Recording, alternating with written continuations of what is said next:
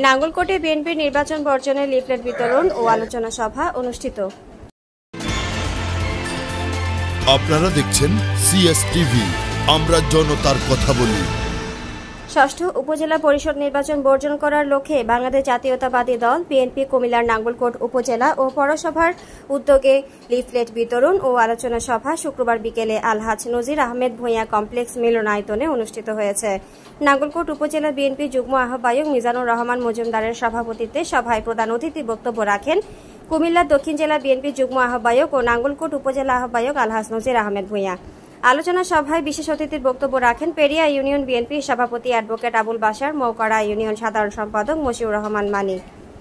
এ সময় উপস্থিত ছিলেন উপজেলা বিএনপি যুগ্ম আহ্বায়ক জহিরুল কাইয়ুম, লোকমান হোসেন, পৌরসভা সদস্য সচিব আব্দুল কাদের জিলানী, মুকরপুর ইউনিয়ন সভাপতি মাস্টার মমতাজুল করিম, বক্সকুঞ্জ ইউনিয়ন সভাপতি মাহবুবুল হক, উপজেলা কৃষক দল সভাপতি আবুল হাশেম মিয়াজি, উপজেলা মৎস্যজীবী দল সভাপতি আনোয়ারুল হক মিয়াজি, উপজেলা শ্রমিক দল সাধারণ সম্পাদক সাইদ ইকবাল, উপজেলা ছাত্রদল নেতা আব্দুল মমিন প্রমুখ। অনুষ্ঠান সঞ্চালনা করেন উপজেলা ছাত্রদল নেতা আমির হামজা মুন্না। অনুষ্ঠান শেষে পৌরসভা ও ইউনিয়ন নেতৃবৃন্দের মাঝে নির্বাচন বর্জনের লিফলেট বিতরণ করেন অতিথিবৃন্দ।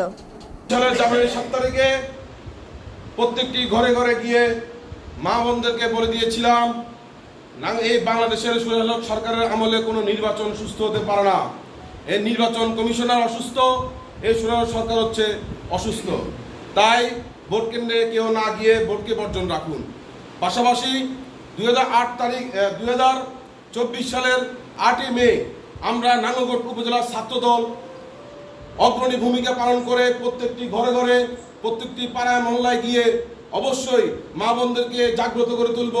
এই সরকারের আমলে কোনো সুস্থ ভোট হতে পারে না। ভাই দাদা হিসাবে বুঝাবে, যদি না বুঝে তাদেরকে যেটার প্রয়োজন সেটার প্রয়োগ করবেন। আপনাদের পিছনে আমাদের সম্মানিত সভাপতি সাহেব আছে, থানা নেতৃবৃন্দু আছে। মায়ের প্রয়োজন হলে মার দিবেন, ভালোবাসার প্রয়োজন হলে ভালোবাসা দিবেন, যেটার প্রয়োজন হয় সেটা দিবেন।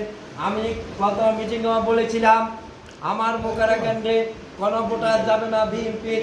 আমি চ্যালেঞ্জ করে গেলাম আমার ইউনিয়নে কোনো ভোটার যাবে না। ইনশাআল্লাহ আমরা তুখারভাবে কাজ করে যাচ্ছি।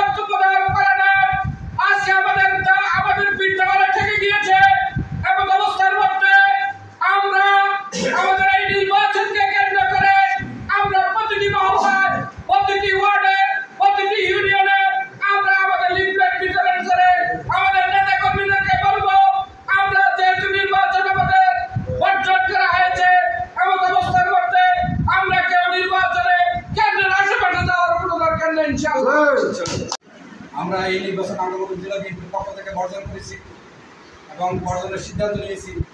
কারণ আমরা শেখ হাসিনা সরকারের অধীনে কোনো নির্বাচনে অংশগ্রহণ করে শেখ হাসিনার তামাশা নির্বাচনকে আমরা বলে দিতে চাচ্ছি না।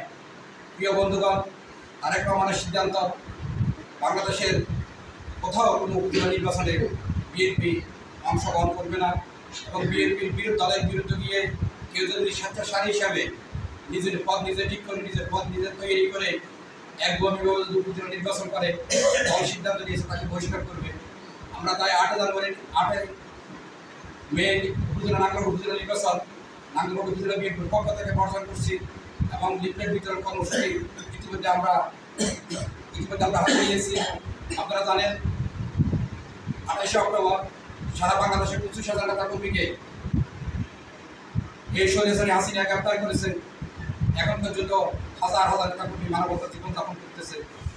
আমরা 8 মে উপজেলা নির্বাচনে অংশগ্রহণ করবো না এবং এই নির্বাচনকে বর্জন করছি। আমরা ইতিমধ্যে আমাদের সবাই ইউনিয়ন পৌরসভাকে মেসেজ দিয়ে দিচ্ছি, আমাদের যারা সক্রিয়ভাবে বিএনপির ছাত্রদল যুবদলের কমিটিতে আছে তারা নির্বাচন বর্জন করবে এবং এই হাসিনার অধীনে দামি মার্কা নির্বাচন অংশগ্রহণ করবে না। আমরা যারা এখন এখানে আছি এবং নাঙ্গলকোটের নেতৃবৃন্দ, অঙ্গ সংগঠনের নেতৃবৃন্দ, আবার এখানে সিনিয়র নেতৃবৃন্দ যারা আছেন, সবাই আমরা যাতে আগামী নির্বাচন পর্যন্ত সুন্দর সুষ্ঠুভাবে আমরা নির্বাচন করতে পারি, এই প্রত্যাশা আপনাদের কাছে চাই। আর আমরা আপনাদের দীর্ঘায়ু কামনা করি। আর আমি বলতে চাই, আপনারা জানেন গত দুইবার 2009, 2014 আমি উপজেলা নির্বাচন করেছিলাম। এই পাতানো নির্বাচন আমি বিপুল ভোটে বিজয়ী হয়েছি, কিন্তু আমাদের বিজয়টা ঘরে আনতে পারিনি। এই কৌশল থেকে আমরা বিগত 2018 হইতে 2015 থেকে 14 থেকে কোনো নির্বাচন এই পর্যন্ত আমাদের দল, আমাদের ভারপ্রাপ্ত চেয়ারম্যান সাহেব এবং আমাদের দেশনেত্রী বেগম খালেদা জিয়া আমাদের নির্বাচন করে নাই। এবং আমাদের বিনা বিচারে আমাদের দেশনেত্রী বেগম খালেদা জিয়া গণতন্ত্রের প্রতিষ্ঠাতা এবং গণতন্ত্রের মা, ওনাকে নির্বিচারে কারাগারে নিক্ষেপ করে রেখেছেন। উনি কোনো সুচিকিৎসা পাইতেছেন না, এই জালেম সরকারের অধীনে আন্ডারে জালেম সরকার দিচ্ছেন।